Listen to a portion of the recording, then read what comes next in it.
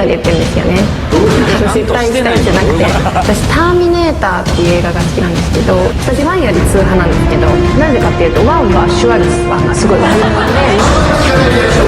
私はアーノルド・シュワルツェネッガーさんが人間の中で一番好きっていうのもう絶対嫌なんです。待って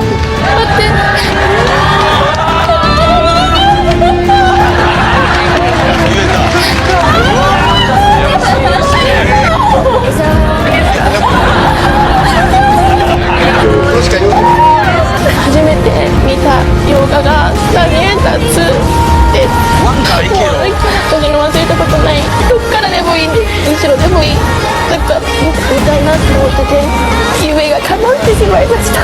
私のことはどう思ってますか？ありがとうございます。顔が好きです。